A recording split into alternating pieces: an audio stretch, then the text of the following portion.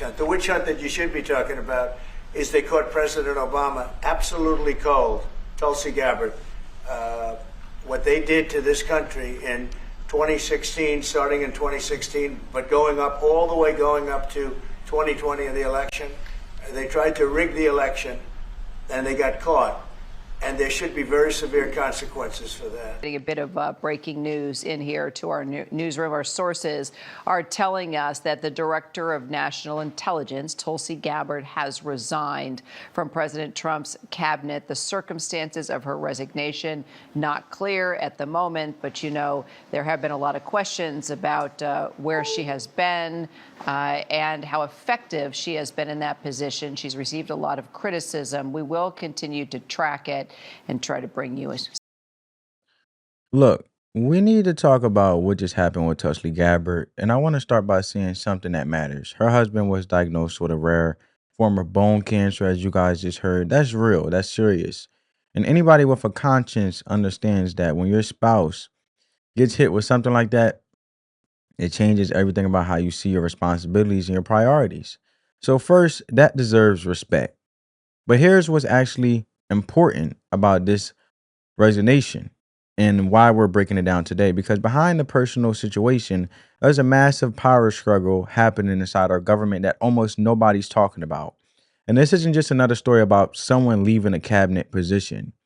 This is about what happens when you try to change a system from the inside and the system decides it's not interested in being changed.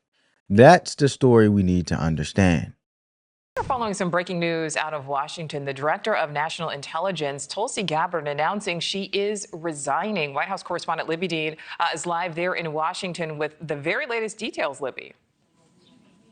Another top Trump official, Nicole, on the way out. Director of National Intelligence, Tulsi Gabbard, she's resigning after her husband, Abraham, was recently diagnosed with an extremely rare form of bone cancer. This all coming in her resignation letter that also states that will take effect on June 30th. Gabbard is the fourth cabinet official resigning in this year of Trump's term. Noem was the last one. You'll remember the first one, rather, the Homeland Security Secretary. Then we saw the Attorney General Pam Bondi, Lori Chavez, Duremer Chavez, who is the Labor Secretary, and now Tulsi Gabbard. Tulsi has been outspoken about and against, rather, of U.S. military action in the Middle East, and one of her deputies in March resigned in protest of the war. That was Joe Kent. He sent a letter as well, and he said that also Iran didn't pose an imminent threat to the United States. We actually just got a reaction from the president. He posted on True Social about this, and he complimented Tulsi Gabbard. I do want to read part of the president's post here, where he says, I have no doubt, he talks about Abraham, Tulsi Gabbard's husband, I have no doubt he will soon be better than ever. He compliments Gabbard. He says Tulsi has done an incredible job, and we will miss her. Her highly respected principal deputy director of national intelligence, Aaron Lucas, will serve as acting director of national intelligence. So Aaron Lucas will be taking the helm as the top spy in the United States. This is a major shakeup at the White House here with the Director of National Intelligence on the way out. You've seen President Trump be very complimentary, even in that post of Tulsi Gabbard, but we knew heading into this, long before she was even part of the Trump administration, she had her concerns with Iran and conflicts when it came to the Middle East. President Trump had even acknowledged that they differed when it came to that, and now you're seeing Tulsi Gabbard on the way out. We'll see if more details come as to why Tulsi Gabbard has resigned, aside from the fact that, unfortunately, her husband, according to Tulsi Gabbard, is suffering from an extremely rare form of bone cancer, Nicole. Yeah, Libby. So let's start with what the job actually is. The Director of National Intelligence is basically supposed to be the CEO of 17 different intelligence agencies. That includes the CIA, the FBI, the NSA, all of them. Think about it like this.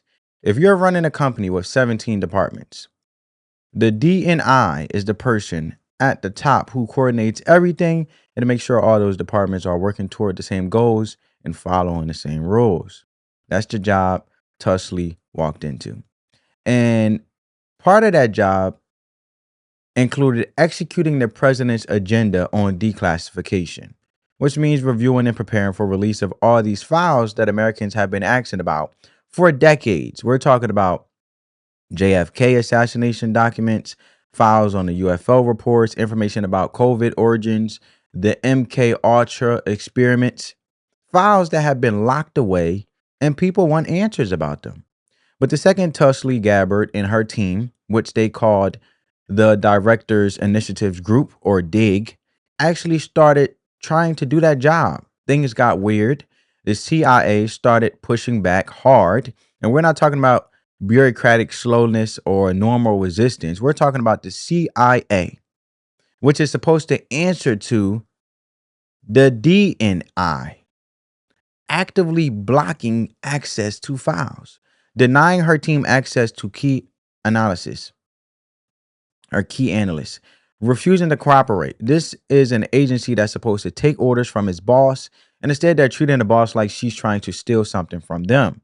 And according to reporting from independent journalist Catherine Harrich, as you guys see on the screen, look, in testimony from CIA whistleblower James Ardman III, it went even further than just saying no. They allegedly marched into a national reconnaissance office warehouse in the middle of the night and physically took boxes of files, JFK documents, MK Ultra files, documents that were under Tulsi Gabbard's jurisdiction as the Department of National Intelligence. They took them and didn't give them back. That's not a disagreement about policy. That's an agency deciding it's above its own chain of command. And it gets stranger. The CIA's investigative unit was allegedly tracking Tulsi's team. They were tracking it, family. They were tracking her team in regards to the matter. And when you see that they were tracking, and we're talking about monitoring every keystroke, as you guys see on the screen here that I highlighted, every keystroke on their government computers, listening in on secure phone calls, demanding her staff come in for interrogation. This wasn't standard security clearance stuff. This was surveillance of people who were trying to do the job they were hired to do. So why would an agency do this? Why would the CIA risk losing this staging a coup against its own boss? Why would they risk looking like it, staging this? Because they got things they don't want coming out. Whether it's about what really happened with JFK, what the government actually knows about UFOs, or what went wrong with COVID intelligence under the previous administration. There are people in these agencies who believe that keeping those secrets is more important than answering to their chain of command. And they believe they have more power than the people appointed to lead them, which is mind-blowing to me. And this is the whistleblower Ardman. That is mind-blowing. So I basically summed all that up. You guys can go check it out. This is Catherine Harrich, X post. You guys see her username up here at the top. So it's mind-blowing to me. And here's the thing that should actually worry you, because this isn't about politics or which team you're on. This is about your money and your country. The Intelligence Committee spends billions of your tax dollars every single year that comes out of your paycheck. That's money that could go to roads, schools, hospitals, or back in your pocket, and instead it goes to fund these agencies. So if the people running those agencies can decide they just don't have to answer anybody, if they can tell their boss no and get away with it, then who's actually watching how that money gets spent? Who's checking to make sure it's being used for what it's supposed to be used for? In the private sector, that would never fly. If the accounting department at your company refused to show the CEO the books, wouldn't get fired on the spot. But in government, the system actually protects that behavior. The people who are supposed to provide oversight don't have the real power to enforce it. And the people spending the money know that. Then there's the constitutional angle. And this matters whether you're left or right, Democrat or Republican, or somewhere in the middle, independent. The Constitution is actually pretty clear about how it's supposed to work. The president is the commander in chief. The intelligence agencies are part of the executive branch, which means they work for the president and the people the president appoints to run them. If career bureaucrats can just refuse to follow orders from their appointed leaders, if they can decide that their judgment matters more than the chain of command, then we don't have a representative government anymore. We have a government that runs itself, answers to itself, and basically tells the American people that the voting booth doesn't matter as much as the permanent staff. That's a real problem for democracy, even if you don't realize it's happening. Let me give you a simple comparison to understand this better. Imagine you hired a new manager to come in and fix the problems at your business. You tell that manager, go through the old files. See what's actually happening with the money. Find out where we went wrong. The employees who've been doing things their own way for the last 20 years start blocking her. They won't give her access to the records. They spy on what she's doing. They take files home so she can't see them. They question her credentials and her authority. Eventually, she gets so frustrated with the resistance that she give up and leaves. Did she fail at her job, or did the system fail her? The system failed her completely, but the employees won because they kept their power and their secrets. That's exactly what happened here. Let's bring on Tulsi Gabbard's resignation. Let's bring in Fox News contributor Byron York. He joins us now as President Trump did just post this to True Social. Unfortunately, after having done a great job, he said Gabbard will be leaving the administration on June 30th. It reads her wonderful husband, Abraham, has been recently diagnosed with a rare form of bone cancer, and she rightfully wants to be with him, bringing him back to good health as they currently fight a tough battle together. I have no doubt we will soon be better than ever, that he will be soon be better than ever. Tulsi's done an incredible job, says President Trump, and we will miss her. Her highly respected Principal Deputy Director of National Intelligence, Aaron Lucas, will serve as the Acting Director of National Intelligence, signed President Donald J. Trump. As we do await him speaking there in Suffern, New York, Byron, I want to get your initial thoughts on this news. Well, Tulsi Gabbard explained that her husband is seriously ill, so this is a very important family reason for her to leave her job. Now, at the same time, she has never been really in line with the new sort of interventionist Trump foreign policy, and there were reports that she was kept out of the loop when decisions were made on issues like Venezuela and Iran. So her leaving would not be a huge surprise, even if there were no important family reason like this. Also, by the way, just a couple of months ago, an ally of hers, Joe Kent, had resigned in a very kind of splashy way, and he accused President Trump of being led into war by Israel.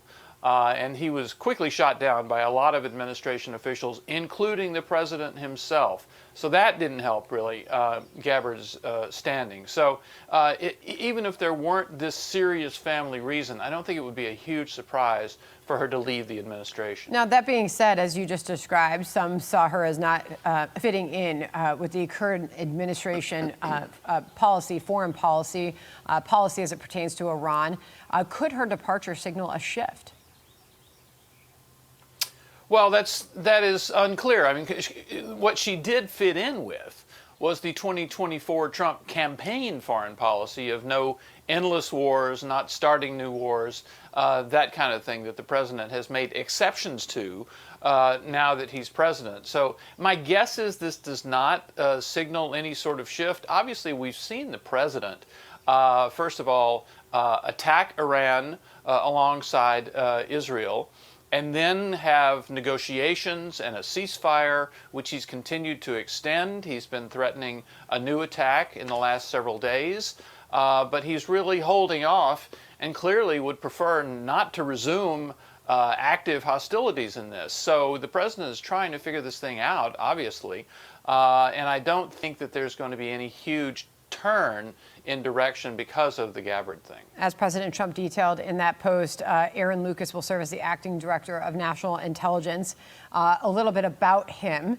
Arkansas native, graduate of Texas A&M, George Washington University, a seasoned intelligence professional. We're going to leave it there. All right. When there's no real oversight, things get hidden. We don't know what intelligence assessments the agencies got wrong. We don't know what documents exist that the public isn't allowed to see. We don't know if major mistakes were covered up or if bad decisions were made for the wrong reasons. We just have to trust that people will police themselves, and history shows us over and over again that doesn't work. When you remove accountability, you don't get honesty, you get self-protection. This follows a pattern we've seen throughout history. When someone tries to reform a system that's broken, the people who benefit from it being broken will fight to keep it that way. It happened in the military, in law enforcement, in corporations. It's human nature. But understanding that pattern helps you see what's exactly happening when you hear about resignations and power struggles. You're not looking at failure. You're looking at institutional resistance to change. That's a much bigger story. And if you want to understand what's actually happening inside government, here's a rule that never fails. Forget what people say and watch who leaves. Personnel decisions tell you the truth about power. When someone gets forced out of position, that's not an accident. That's a message about who really won the struggle. Tulsi is gone. You heard it. The CIA is still there, running exactly how it was running before. The answer to who has more power is right in front of you.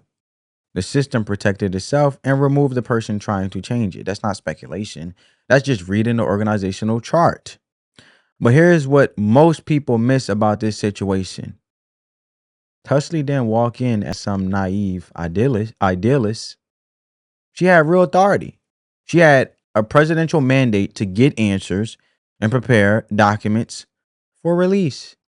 Whistleblower testified that the U.S. intelligence covered up information that pointed to a lab leak. That's right. It wasn't bat soup that caused the whole world to lock down. It was the government and a reckless and experimental lab in Wuhan, China. So why would our own intelligence community cover up for China at the expense of American lives? Earlier today, I spoke with Florida Congresswoman Anna Paulina Luna to see what she had to say. But first, she came to us with some pretty shocking breaking news. It's about files pertaining to the assassination of JFK and MK Ultra, which was the CIA's human experimentation program. We have learned since our interview with Luna, the CIA marched into the National Reconnaissance Office warehouse in the middle of the night and took files under the jurisdiction of DNI Tulsi Gabbard. It was not a raid, and it did not happen today, but it did happen, and the files were not given back. Take a listen to my interview with Congresswoman Luna when we first heard the news. Before we get to the CIA whistleblower about the COVID-19 pandemic and Dr. Anthony Fauci's role in the cover-up, you also have some news coming out of the CIA that you'd like to share. Yeah, so we were actually just notified that the CIA went in and took documents out of ODNI, multiple boxes pertaining to the JFK files as well as MK Ultra. The reason why this is troubling is there was an executive order that the president had directed the full declassification of JFK, but then also to the MK Ultra files. The CIA famously has said that, all documents were released and other documents had been destroyed. So these are allegedly those documents that apparently never existed, and so very troubling. I did just talk to Chairman Comer, and we are sending in the next hour or so a preservation of documents request to the CIA. I have calls into the White House to the director of the CIA himself, and so obviously as this develops, we'll keep everyone up to date, but strange times we're living in, that's for sure. Does the CIA have jurisdiction to go into Gabbard's office like that and take documentation? Well, the CIA does not have jurisdiction to work against an executive order by the president. And so the fact that someone did this when the president is out of country, from what I gather, I believe that Director Radcliffe is with him. And so this seems like it was an internal coup, to be honest. We'll leave it there. And when you guys just heard that, Tulsi Gabbard had the support of the president. She had the title and job description that said she was in charge. You heard it. But having authority on paper, actually being able to exercise it, are two completely different things. You can have every credential in the world, but if the people working under you decide they're not going to cooperate, you're stuck. You can't force compliance from people who built careers around protecting status quo. Eventually, authority can be exercised isn't really authority at all. That brings us to something that doesn't get enough attention. There are two different governments operating at the same time. There's the temporary government, the president, the cabinet, the appointed leaders who come and go every 4 or 8 years. And then there's the permanent government, the career civil servants, the long-term bureaucrats, the people who've been in their positions for 15, 20, 30 years. The permanent government knows something the temporary government sometimes forgets. They'll still be there after the next election. They can wait you out. They can wait it out. They can slow walk your initiatives. They can block your access to information, and they can make your job so difficult that you leave. And then they go back to business as usual. The structural advantage that staying in power gives them enormous leverage. Understanding this is key to understanding why reforming government is so hard no matter who's in charge. There are people who see what's happening and decide to speak up. James Erdman, you guys seen that in the X post that I showed you with Catherine, testified publicly about the CIA surveillance. Joe Kent resigned and publicly criticized the direction of policy. Those are people who looked at what was happening and decided the truth mattered more than their career, and it cost them. That's the message that gets you through the system. If you speak up, if you try to change things, there will be consequences. You'll be questioned. You'll face investigations. Your career will take a hit. That doesn't silence everyone, but it does chill the entire system. It makes people afraid to ask hard questions or demand real answers. When a system resists accountability, it doesn't just protect its secrets. It actually gets worse at its job. It actually gets worse at its job. It makes worse decisions. It loses the trust of the people it's supposed to serve. Look at the Intelligence Committee's track record on the major issues that matter. The intelligence that led to the Iraq War, the assessment on the COVID lab leak, the surveillance programs that violated American rights. These weren't isolated mistakes from a few bad actors. They were symptoms of an institution that wasn't being held accountable, I should say. They were symptoms of an institution that wasn't being held accountable, where there were no real consequences for getting things wrong. So what do we actually do with this information? Congress is supposed to have oversight committees that watch the intelligence community. They're supposed to ask hard questions and demand real answers. But here's the reality. Those committees get stonewalled constantly. They get told information is classified and can't be shared, so they just accept it and move on. Real oversight isn't theater, where you hold a hearing and read a statement into the record. Real oversight means you actually see what's happening, ask follow-up questions without hitting a wall, and have the authority to say no when something doesn't make sense. When you don't have enough of that, there's an argument some people make that secrecy is necessary for national security. In some specific cases, that's true, but it becomes a shield for everything. We can't talk about that. It's classified. That operation has to stay secret for security reasons, quote unquote. The problem is when secrecy becomes a default instead of the exception, when leaders at the top can't even see what their own agencies are doing, those agencies start making decisions in a vacuum. They're not getting challenged. They're not getting corrected. The best decisions come from having all the information and being willing to have tough conversations about what it means. If the Intelligence Committee is hiding information from its own leadership, it makes worse decisions, not better ones.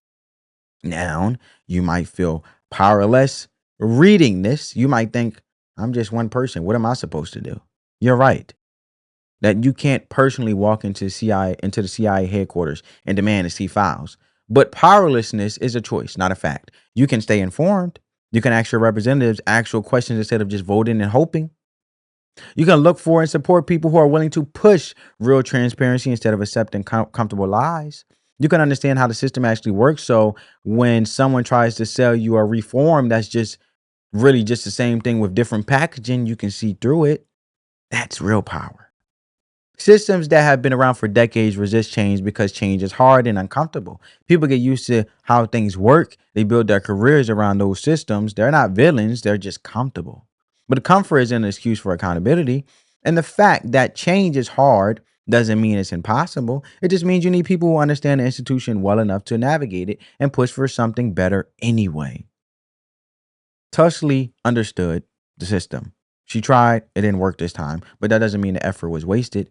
It brought attention to something that was happening in the dark. It really did bring attention to it. And here's what you should actually take away from all of this. Government is a system, and systems naturally work to protect themselves. This is not a conspiracy theory. It's how every large organization behaves when something threatens its existing structure. But understanding that doesn't leave you helpless. It actually makes you more powerful when you understand how things actually work behind the scenes. You can't be fooled by the official story. You can ask better questions. You can recognize when you're being told what you want to hear instead of what's actually true. Stay informed, keep asking questions, support the people who are willing to demand real answers, even when it's uncomfortable. And Tulsi's departure isn't the end of this conversation. It's the beginning of a much bigger one about whether we actually have a government that answers to the people or a government that answers to itself. That's a choice we make every single day through what we pay attention to, what we demand, and what we accept. The power is in your hands, family. Let the love supersede the hate, spread that peace, love, and positivity. I hope you guys got some value from this video. If you did, make sure you like this video to help crush that YouTube algorithm. And subscribe to the channel and join the family if you haven't, if you're new. And I hope you guys enjoyed this, as always. And as always, we just having a conversation. Catch you in the next one. On that note, family, peace.